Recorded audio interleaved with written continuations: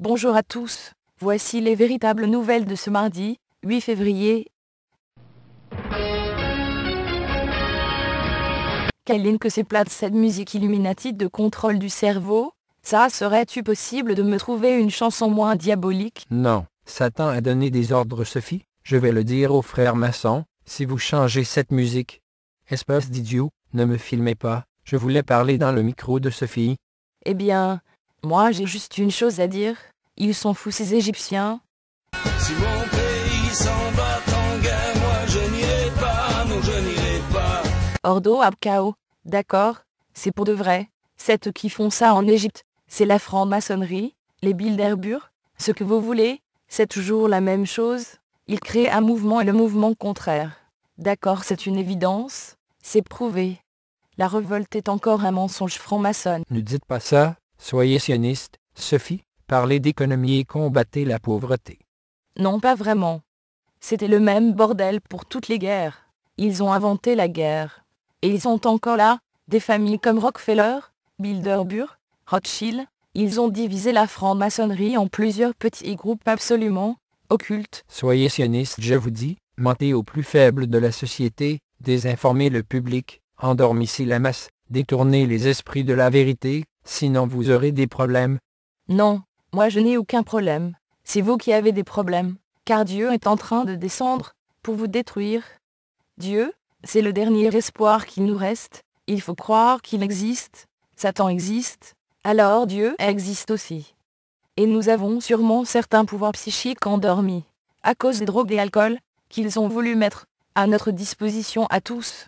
Je parle aussi de toute la nourriture qui est chimique. Ils contrôlent tout, ne vous mélangez pas avec les mensonges des écoles, pour aller plus loin. On pourrait dire que nous n'existerions pas sans leur plan diabolique du nouvel ordre mondial, nous formons le système qu'ils ont développé, d'accord, nous sommes les esclaves qui se sont reproduits comme des rats de laboratoire qui adorent leur maître.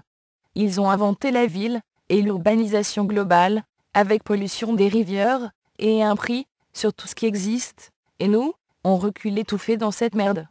Pourtant, les humains restent des humains, et nous avons des cerveaux très complexes capables de réaliser des choses aux apparences impossibles en se servant de notre pouvoir divin. C'est une chose que la science moderne refuse de reconnaître, même si les preuves abondent. Ce qu'il faut maintenant, c'est de développer des moyens de défense naturelle, en totale harmonie avec les lois de l'univers, avec les astres, et surtout avec le divin.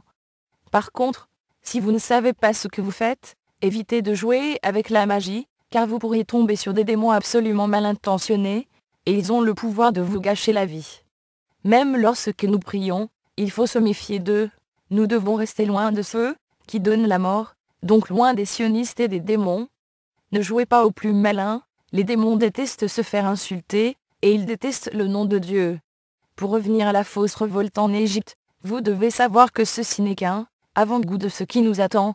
Ce sera le cas ici aussi, au Québec, et partout sur la planète. C'est ce qu'ils ont écrit, voulu, planifié. Sacrifier quelques sionistes n'est pas un problème pour eux. Leur passe-temps favori est justement de s'entretuer comme des barbares. Vous croyez que c'est une coïncidence que la révolte commence dans la ville des pyramides de Gizeh?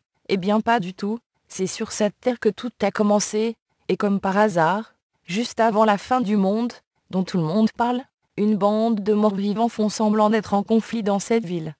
D'accord, c'est louche, et ça cache peut-être quelque chose de très important. Soyez prêts pour l'enlèvement, juste avant le nettoyage de la planète. C'est le seul conseil que je peux vous donner, arrêtez de travailler pour rien, soyez pauvres, soyez bons avec les autres, partagez avec les plus pauvres que vous, ne faites qu'un avec Dieu, et vous aurez plus de chances d'être sauvés. Je ne dis pas n'importe quoi, ça fait longtemps que j'étudie cette matrice. Ici, les gens travaillent les uns contre les autres, contre la planète et contre Dieu. Alors si vous avez vraiment besoin d'argent, vous pouvez continuer de travailler même, si ça fait reculer l'humanité, mais peut-être que vous ne serez pas sauvés, c'est pas sûr. Bonne soirée à tous. Si mon pays s'en bat